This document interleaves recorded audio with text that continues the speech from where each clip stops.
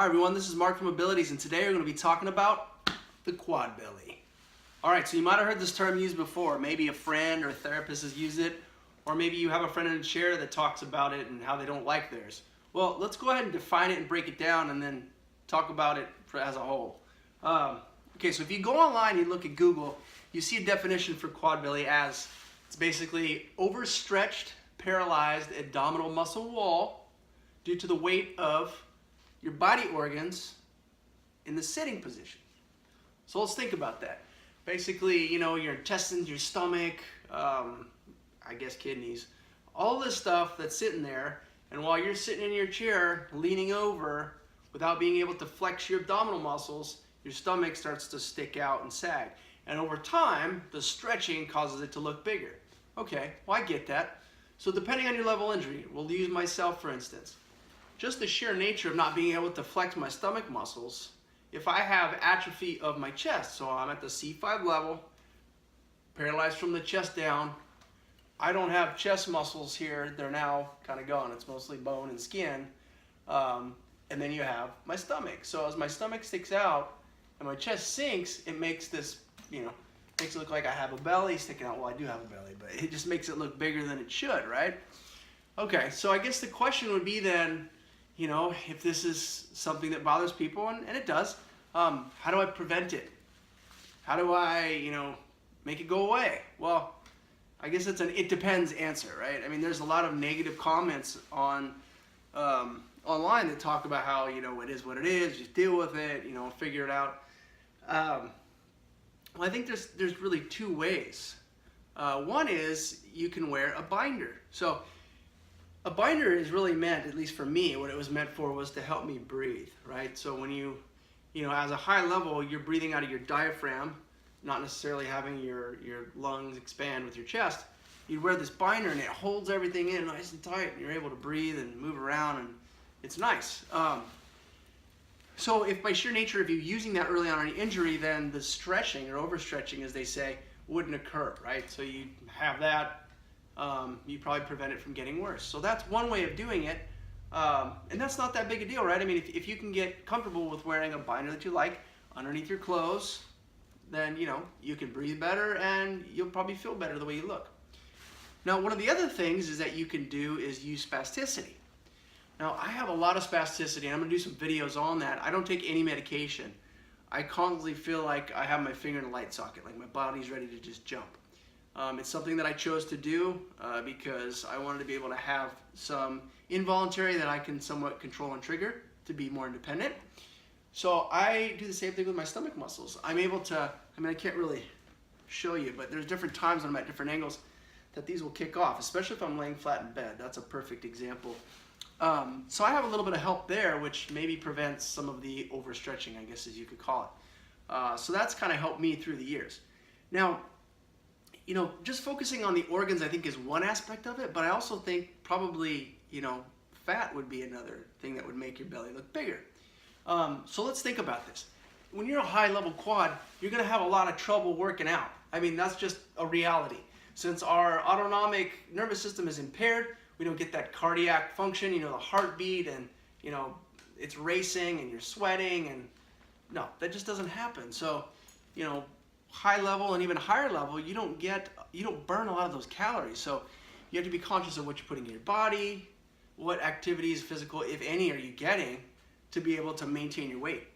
A lot of my buddies that are high level, the first thing you notice when they're starting to eat more, or as they age and eat more, is they get it in the face and the belly. So to me, it's natural that, okay, maybe that's overstretching, but to me, it's also they're putting on weight. So I think it's not just the internal organs, it's a little bit of both. So if you wanted to manage it, other than the binder and having spasticity regularly that would help strengthen those muscles, I would say part of it has to do with your eating. So taking a step back, you're going to find that there's quads out there that have a very small quad belly, and there's some that have a big one. Well, I think if you put the fat component into it, I would look at just pure genetics. So if you think back to like high school, there's those individuals that are just super skinny and they have a really fast metabolism. They can eat anything they want to and it just goes right through them. They don't put on any weight. and then there's some that have to be conscious of what they put in their body. Well, that plus age plays a big role. So think about me. I'm now 40 going on 41. I don't have the best metabolism, and I'm getting older. So now, being that I'm in the chair and I'm not, I can't exercise to the level that say someone could just go down the street and run and sweat and get their heart rate up. I have to be conscious of how many calories I'm putting in my body and what kind of food. So, for me, in my genetics, I don't burn fat as fast as some other people. Now, that's just an example. I don't know if that's entirely true, but I do know some buddies of mine that are quads. They're a little bit skinnier, but they can eat whatever they want, and they don't seem to put on weight. Now, maybe it's a combination of spasticity and having the genetics, and maybe age. It could be a combination of things, but I'm just throwing it out there, giving you some examples. Take from it what you want. Maybe your experience is different. I would appreciate if you could leave some comments and let me know how your experience has been with quad belly, or friends or colleagues of yours that might have it or struggle with it. Let me know your thoughts on it, because I'd be interested to know if your opinions are different than mine from your experiences. So aside from age and putting on extra weight, spasticity, and all these things that could be contributing factors to either making your belly bigger or smaller, I think one other aspect that you have to take into consideration is also just your digestive tract. So as a quad, I have a lot of gastrointestinal issues. So in terms of making your belly look bigger, these I think play a significant role. So if you think about it, if you are eating certain types of foods and you just feel bloated all day, or maybe your bowel program's not working as good and things aren't moving along because maybe you're not taking enough fiber, well, that would make your stomach look bigger. So that would give the idea that you have a bigger quad belly than you do.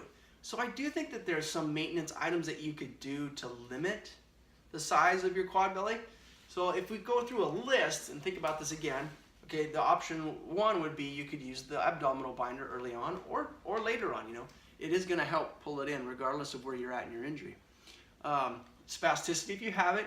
If you're taking medicine, which kind of limits those spasms, but in other areas which are important to you because it allows you to be more independent, then I would say knock that one out. You don't need to do it. The other thing, just being mindful of what you're putting in your body. Food, if you're going to be having high fatty foods, high caloric foods, just be mindful that you're not going to be able to burn that off as quickly as someone who's able-bodied. That that could be a concern. So if you're able to burn off that weight and not put it on, maybe based on age or genetics, okay, fine, but just monitor it. And then the other thing would just be your digestive health. So if you're able to have a successful bowel program, you don't get gas or bloating or all these things, then I would say continue with what you're doing. But over time, this could change. And this is something that I'm experiencing as I'm going into my, now that I'm 40 and over that hump.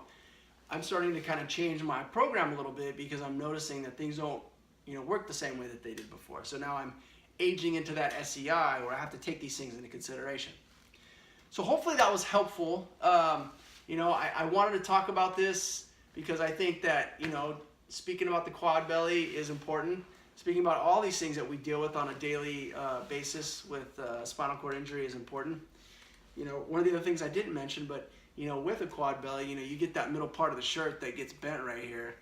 You could lose some food in there too, but just pointing that out. Anyway, I hope this was helpful. If you haven't done so already, please subscribe to the Abilities channel.